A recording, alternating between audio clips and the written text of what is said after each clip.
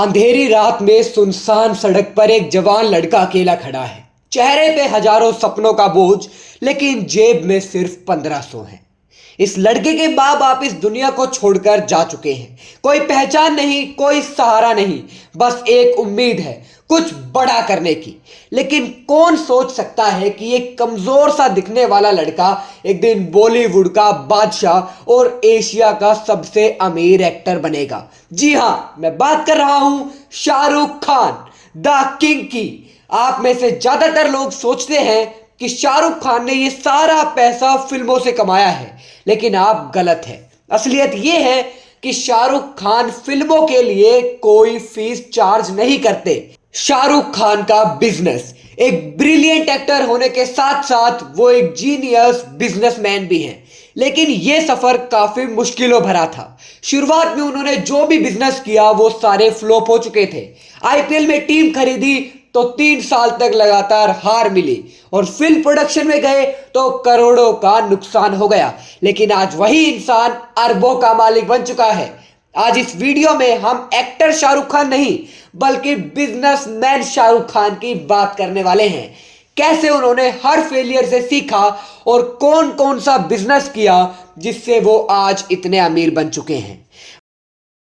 मुंबई का railway station, जहां रात के अंधेरे में एक लड़का अकेला खड़ा है। उसके चेहरे पे थकान भी है, पर उम्मीद भी। इस अनजान शहर में ना उसका कोई जान पहचान है और ना ही कोई सहारा। बस मन में एक सपना है कि बॉलीवुड का हीरो बनना है।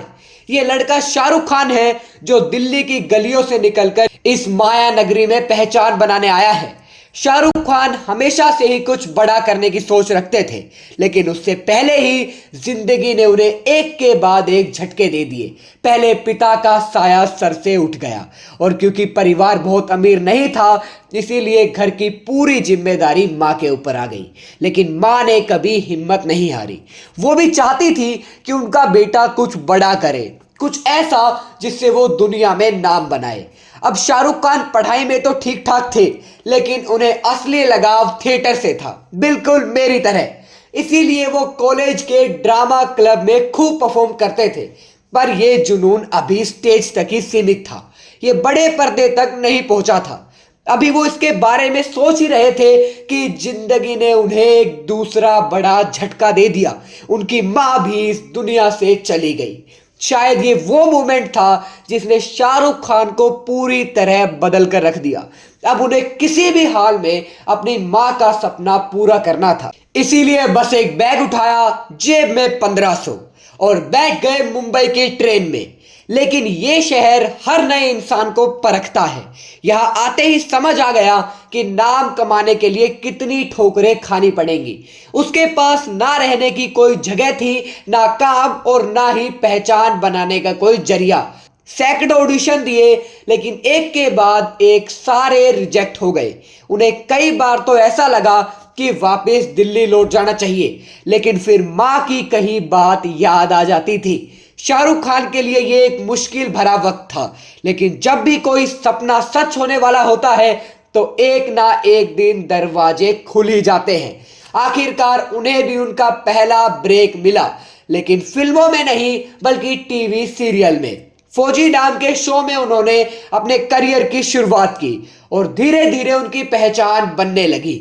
लेकिन दुनिया में नाम कमाने के लिए सिर्फ इतना ही काफी नहीं था। इसीलिए शाहरुख खान बड़े पर्दे पर आने की कोशिश में लगे रहते थे, और फिर आखिरकार वो दिन आ ही गया।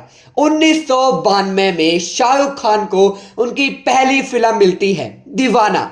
यह फिल्म रिलीज होते ही सुपर हिट हो गई, और पहली ही फिल्म से शाहरुख खान ने सबका ध्यान अपनी ओर खींच लिया। दीवाना की जबरदस्त सक्सेस के बाद उन्हें एक के बाद एक नई फिल्मों के ऑफर आने लगे। डर और बाजीगर में उन्होंने विलन वाले रोल किए थे, जो उस दौर में एक बहुत बड़ा रिस्क था, क्योंकि उस वक्त लोग ऐसा समझते थे कि जो एक बार विलन बन जाता है वो कभी हीरो बन ही नहीं सकता। लेकिन शाहरुख खान ने इस सोच को पूरी तरह बदल दिया। 1995 में आई दिलवाले दुल्हनिया ले जाएंगे उनके करियर को एक नई ऊंचाई पर पहुंचा दिया। यह फिल्म सिर्फ सुपरहिट नहीं, बल्कि एक क्लासिक मूवी बन गई। और इस फिल्म की बदौलत शाहरुख खान को किंग ऑफ रोमांस का टैग मिल गया। इसके बाद दिल तो पागल है, कुछ कुछ होता है, मोहब्बतें और कभी खुशी कभी गम जैसी फिल्मों ने उन्हें उस वक्त का सबसे बड़ा सुपरस्टार बना दिया। अब शाहरुख खान सिर्फ एक स्टार नहीं थे, बल्कि वो एक ऑनलाइन आइकन बन चुके थे। लेकिन ये सक्सेस जितनी खूबसूरत लग रही थी उतनी ही खतरनाक भी थी, क्योंकि अब उनके अंदर एक डर बैठ चुका था कि अगर ये सब छिड़ गया तो आगे क्या होगा। असल में शाहरुख खान ने कई बड़े सुपरस्टार्स को अपने करियर की पीक से गिरते हुए देखा है और यही डर उनके दिमाग में भी बैठ चुका था। ये इंडस्ट्री किसी का इंतजार नहीं करती, जो हिट है वही फिट है, और जैसे ही फिल्में फ्लॉप होना शुरू होती हैं स्टेडियम हवा हो जाता है। वो अपने परिवार के लिए एक सेफ फ्यूचर चाहते थे, इसीलिए उन्होंने ठान लिया कि अब वो सिर्फ एक एक्टर नहीं बल्कि एक बिजनेसमैन बनेंगे। और इसी सोच के साथ साथ उन्होंने फिल्म प्रोडक्शन के बिजनेस में कदम रखने का फैसला कर लिया। ये साल था 1999, जब उन्होंने अपनी पहली प्रोडक्शन कंपनी ड्रीम्स अनलिमिटेड की शुरुआत की। इस कंपनी में उनके साथ जूही चावला, जय मेहता और डायरेक्टर अजीज मिश्रा भी पार्टनर थे। ड्रीम्स अनलिमिटेड का पहला प्रोजेक्ट था फिर भी दिल है हिंदुस्तानी। इस फिल्म में शाहरुख खान लीड रोल में थे और उन्होंने इसे नए स्टाइल में बनाने की कोशिश की थी। ये फिल्म इंडियन मीडिया और पॉलिटिक्स पर कटाक्ष, जिसे आम मसाला फिल्मों से काफी अलग बनाया गया था, लेकिन शायद उस दौर की ऑडियंस इस तरह की फिल्म देखने के लिए तैयार ही नहीं थी, इसीलिए ये फिल्म बॉक्स ऑफिस पर पूरी तरह फ्लॉप हो गई। अब पहला झटका लग चुका था, लेकिन शाहरुख खान ने हार नहीं मानी। उन्होंने ड्रीम्स अनलिमिटेड के तहत एक और फिल्म बनाने का फैसला किया, जिसका नाम था अशोका। ये फिल्म उनकी अब तक की सबसे महंगी फिल्म में से एक थी। बड़े बड़े सेट, दमदार कहानी और शानदार विजुअल्स का यूज। शाहरुख खान ने इस फिल्म में सम्राट अशोक का किरदार निभाया और इसे उनके अब तक के सबसे चैलेंजिंग रोल में से एक माना गया है। लेकिन इस फिल्म का भी वही हाल हुआ जो अब तक हो चुका था। फिल्म रिलीज हुई और फ्लॉप हुई। इस दूसरी फ्लॉप से ड्रीम्स अनलिमिटेड को एक और बड़ा झटका लग चुका था। शाहरुख खान और उनके पार्टनर्स के करोड़ों रुपए डूब चुके थे, लेकिन फिर भी उन्होंने कंपनी को एक और मौका देने का फैसला किया। इस बार उन्होंने चलते चलते नाम की फिल्म प्रोड्यूस की। हालांकि ये फिल्म हिट रही, लेकिन इतनी भी नहीं कि पिछले लॉसेस को कवर कर पाए। ये कंपनी अब घाटे में जा चुकी थी और उनके पार्टनर्स जूही चावला और जय मेहता बिजनेस को और आगे नहीं ले जाना चाहते थे। ये शाहरुख के करियर की पहली बड़ी हार थी, लेकिन इस हार से उन्होंने एक बड़ी सीख ली कि अगर बिजनेस में सफल होना है तो इसे पूरे प्लानिंग के साथ करना होगा। वो समझ गए कि ड्रीम्स अनलिमिटेड में उनकी सबसे बड़ी गलती सही टीम को ना चुनना थी। साथ ही उन्होंने फिल्म में प्रमोशन पर भी कुछ खास ध्यान नहीं दिया था और अब वो ये गलती रिपीट नहीं करना चाहते थे।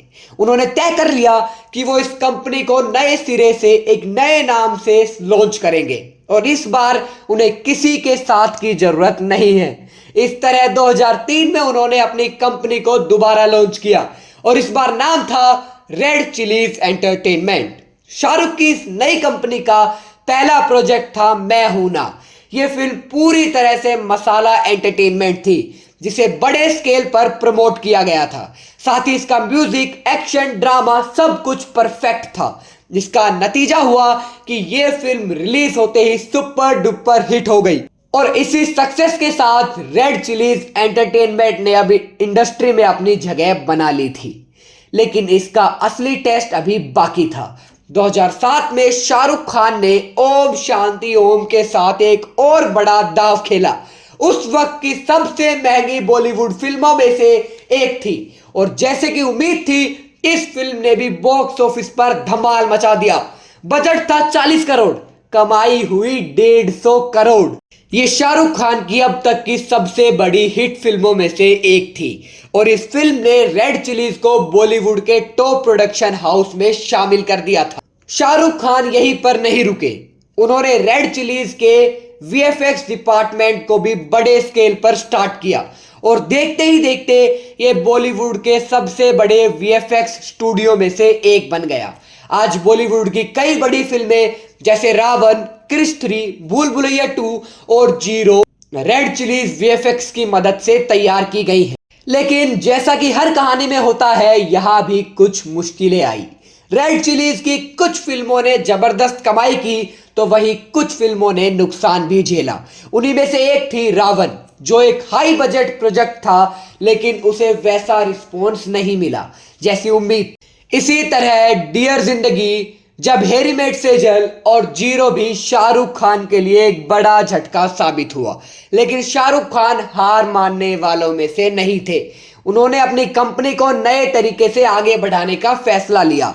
दोस्तों, रेड चिलीज अब सिर्फ एक फिल्म तक सीमित नहीं था, बल्कि ये कंपनी अब एडवर्टाइजमेंट, वेब सीरीज और डिजिटल कंटेंट जैसी सर्विसेज भी देने लगी थी। लेकिन एक चीज शाहरुख खान को अभी भी परेशान कर रही थी, वो ये कि फिल्म प्रोडक्शन का बिजनेस बहुत रिस्की होता है। फिल्में हिट भी होती हैं और फ्लॉप भी। एक सुपर हिट फिल्म करोड़ों कमा सकती है, लेकिन एक फ्लॉप फिल्म करोड़ों डुबा भी सकती है। शाहरुख खान ये समझ चुके थे कि अगर उनका पूरा बिजनेस मॉडल सिर्फ फिल्मों पर डिपेंड रहा तो ये एक बहुत बड़ा रिस्क होगा। इसीलिए अब उन्होंने एक ऐसे बिजनेस की तलाश की जो फिल्म इंडस्ट्री से अलग हो, और फिर उनके सामने एक परफेक्ट अपॉर्चुनिटी दिखी जिसका नाम था आईपीएल। ये साल था 2008, जब भारत में पहली बार आईपीएल की शुरुआत होने वाली थी। ये सिर्फ एक टूर्नामेंट नहीं था, बल्कि क्रिकेट और एंटरटेनमेंट का सबसे बड़ा संगम था। इसमें बड़े बड़े बिजनेसमैन और बॉलीवुड स्टार्स ने भी दिलचस्पी दिखाई, मगर शाहरुख खान ने तेजी दिखाते हुए जूही चावला और जय मेहता के साथ मिलकर अपनी पहली कंपनी रेड चिलीज एंटरटेनमेंट के अंदर एक IPL team Kolkata night Riders को खरीद लिया। जहां इस टीम को खरीदने के लिए उन्होंने करीब 300 करोड़ खर्च किए थे। पहले सीजन में केकेआर को लेकर क्रेज बहुत ज्यादा था। टीम में बड़े बड़े खिलाड़ी थे और शानदार प्रमोशन किया गया था, लेकिन असली खेल तो मैदान में होता, और यहीं पर केकेआर का बुरा वक्त शुरू हो गया। क्योंकि पहले ही 3 साल 2008, 2009 और 2010 में तीनों सीजन में टीम के हालात बेहद खराब रहे। मैच हारने की झड़ी लग गई। प्लेऑफ तक पहुंचना तो दूर की बात थी, टीम पॉइंट्स टेबल में ही सबसे नीचे रहती थी। फिर जोश ठंडा पड़ने लगा और धीरे धीरे केकेआर एक मजाक बनकर रह गई। बात यहां तक पहुंच गई कि शाहरुख खान की खुद की फैमिली ने कहा कि इस टीम को बेच दो, लेकिन शाहरुख खान तभी एक मास्टर स्ट्रोक खेलते हैं। 2011 में केकेआर ने ऑक्शन में गौतम गंभीर को खरीदा और उन्हें टीम का कैप्टन बना दिया। इस एक फैसले ने पूरी टीम की तकदीर बदल डाली। 2011 में केकेआर ने पहली बार प्लेऑफ के लिए क्वालिफाई किया और अगले ही साल 2012 में केकेआर ने आईपीएल की ट्रॉफी जीत ली। 2014 में केकेआर ने दूसरी बार आईपीएल की ट्रॉफी जीती और इस जीत के साथ ही केकेआर अब एक ग्लोबल ब्रांड बन चुकी थी। इसके लिए स्पॉन्सर्स की लाइन लग गई थी। टीम की ब्रांड वैल्यू लगातार बढ़ती जा रही थी और ये हर साल करोड़ों की कमाई करने लगी। 2012 के दौरान वेंकटेश स्टेडियम में एक सिक्योरिटी गार्ड से उनकी बहस हो गई और बीसीसीआई ने शाहरुख खान पर 5 साल के लिए स्टेडियम में एंट्री करने पर बैन लगा दिया। यह उनके लिए बहुत बड़ा झटका था, लेकिन उन्होंने आईपीएल के साथ साथ दुनिया भर की क्रिकेट लीग में इन्वेस्ट करना चालू कर दिया था। आज शाहरुख खान के पास नाइट राइडर्स के नाम से सिर्फ एक आईपीएल टीम नहीं, बल्कि एक पूरा का पूरा ग्रुप है जो ग्लोबल क्रिकेट ब्रांड बन चुका है, और आज इस ग्रुप की वैल्यू 9,000 करोड़ से ज्यादा है। आईपीएल के जरिए उन्होंने साबित कर दिया कि वो सिर्फ एक सुपरस्टार नहीं, बल्कि एक चालाक बिजनेसमैन भी हैं। लेकिन बहुत कम लोग जानते हैं कि शाहरुख खान की प्रॉपर्टीज में भी डील करते हैं। उनके पास दुनिया में अलग अलग देशों में ऐसी ऐसी प्रॉपर्टीज हैं जिनकी कीमत साल दर साल बढ़ती जा रही है। सबसे पहले बात करें मन्नत की, तो ये सिर्फ एक बंगला नहीं, बल्कि शाहरुख खान की पहचान बन चुका है, जिसकी कीमत आज 200 करोड़ से ज्यादा की है। बता दें कि 2001 में उन्हें मन्नत पसंद आ गया था, लेकिन इसकी कीमत 13 करोड़ रुपए थी, जो उस वक्त के हिसाब से बहुत ज्यादा हुआ करती थी। लेकिन आज वही मन्नत शाहरुख खान के नाम पर है। इसके अलावा पाम जुमेरी आइलैंड दुबई में उनका सी फेसिंग विला जन्नत है, जिसे दुबई के popular real estate developer Nikhil ने उन्हें गिफ्ट किया था और आज इसकी कीमत करोड़ों में है। ऐसे ही लंदन के पार्क लेन में उनका एक आलीशान अपार्टमेंट है जिसकी वैल्यू 140 करोड़ से भी ऊपर बताई जाती है। और ऐसे ही बहुत सी प्रॉपर्टीज को शाहरुख खान ओन करते हैं और आज उनकी सारी प्रॉपर्टीज की वैल्यू हजारों करोड़ों में है। यानी फिल्में हिट हो या फ्लॉप, क्रिकेट टीम जीते या हारे, लेकिन प्रॉपर्टीज का दाम हमेशा बढ़ता रहेगा। रियल एस्टेट में इन्वेस्टमेंट करके उन्होंने ये समझ लिया था कि अगर सही जगह पैसा लगाया जाए तो वो अपने आप को ग्रो करता रहेगा। उन्होंने टेक्नोलॉजी, हेल्थ और एजुकेशन जैसे सेक्टर्स में भी हाथ आजमाया। हालांकि इसमें से कुछ इन्वेस्टमेंट सक्सेसफुल रहे जबकि कुछ इन्वेस्टमेंट फेल भी हुए। बात करें उनके सबसे इंटरेस्टिंग इन्वेस्टमेंट की तो वो है किड्जेनिया। उन्होंने किड्जेनिया नाम की कंपनी के 26% शेयर्स खरीद लिए थे। किड्जेनिया असल में एक international chain of children edutainment parks है जहां बच्चे खेल खेल में अलग अलग करियर्स को एक्सप्लोर कर सकते हैं। बच्चा यहां डॉक्टर, इंजीनियर, साइंटिस्ट, जर्नलिस्ट और पायलट जैसे अलग अलग प्रोफेशंस को रियल लाइफ में एक्सपीरियंस कर सकता है। और आज हर साल लाखों बच्चे किड्जेनिया विजिट करते हैं, जिससे ये एक बेहद प्रॉफिटेबल वेंचर बन चुका है। इसके साथ ही शाहरुख खान ने एक्टिंग से पैसे कमाने का एक स्मार्ट तरीका खोजा। उन्होंने अपनी फिल्मों से फीस लेना बंद कर दिया और सीधे प्रॉफिट शेयरिंग मॉडल को अपनाया। पठान इसका सबसे अच्छा एग्जाम्पल है। इससे उन्होंने काफी करोड़ों रुपए कमाए। यही पैटर्न उन्हें जवान और डंकी जैसी फिल्मों के साथ भी अपनाया। साथ ही साथ आज शाहरुख खान बॉलीवुड में सबसे महंगे ब्रांड एम्बेसडर कहलाते हैं। आज उनके पास 40 से ज्यादा ब्रांड्स हैं और हर ब्रांड के लिए वो 10 से 30 करोड़ तक चार्ज करते हैं।